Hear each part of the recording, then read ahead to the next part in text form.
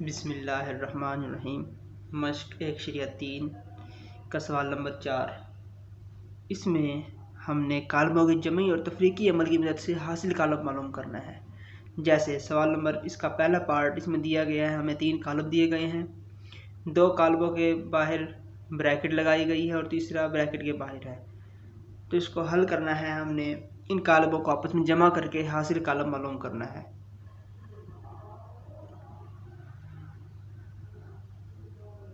सबसे पहले तो जो ब्रैकेट के अंदर हैं उनको हल करेंगे। ये वाला रुकन इस रुकन में जमा हो जाएगा, ये वाला रुकन इस रुकन में जमा। इसी तरह हमने मुतनाज़िर अरकान आपस में जमा कर देने हैं और इसको ब्रैकेट के अंदर ही अभी लिखना है।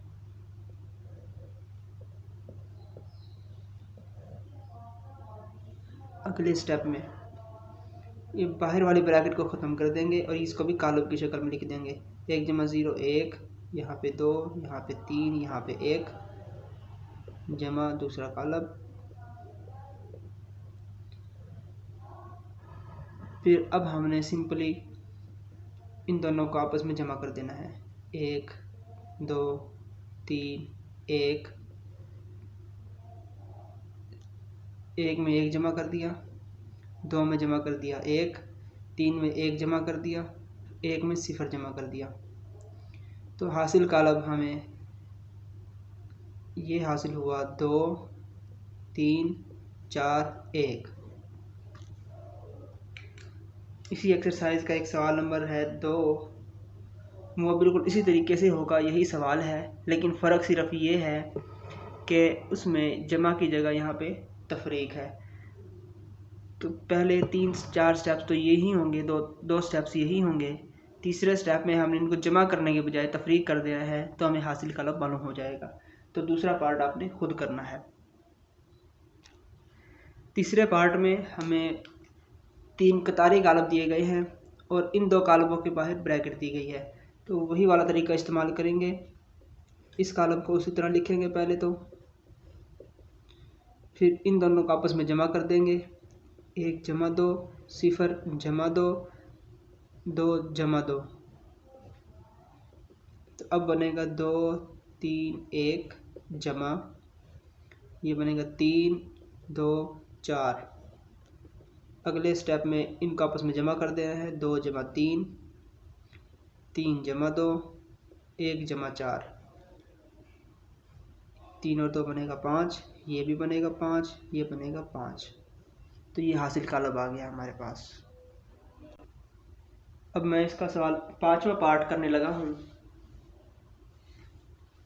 और चौथा पार्ट 5वें का बिल्कुल ऐसे ही करना है जैसे हम 5वां करेंगे, वो आपने खुद करना है। 5वां करना है, सिर्फ 2 कालब हैं, आपस में जमा करना है। तो इनके मुतनाज़िर अरकान को आपस में जमा कर देंगे। 1 + 1 2 + 0 3 + नफ़ी 2 2 + नफ़ी 2 3 + नफ़ी 1 1 + 0 3 + 0 1 + 2 2 + नफ़ी 1। तो ये हो जाएगा 2, ये भी 2, ये जमा नफ़ी 2 बनेगा, 3 - 2 तो जवाब आएगा जमा का 1, जमा का 2, ये जमा नफ़ी का 2 2 नफ़ी 2 0 3 जमा नफ़ी का 1, जमा का 2 बचेगा 1 3 3 2 2 में से 1 को माइनस कर देंगे तो 1 आ जाएगा। उसके बाद सवाल नंबर 6 में हमें 3 कालब दिए गए हैं। पहले इन दोनों को जमा करेंगे, फिर उसके बाद जो जवाब आएगा वो इसमें जमा कर देंगे।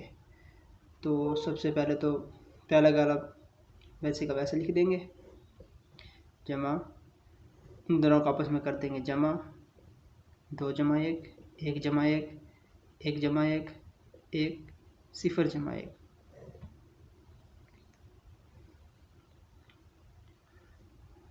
1 2 0 1 जमा, इसका जवाब आएगा 2 + 1 3 2 और 1 3 आ गया, ये 2, ये भी 2, ये 1। इसके बाद इन दोनों को आपस में जमा कर देंगे। 1 + 3 2 + 2 0 जमा 2 1 जमा 1। इसका फाइनल हमें आंसर जो मिलेगा वो होगा 4 4 2 2। ये था 1/3 का सवाल नंबर 4।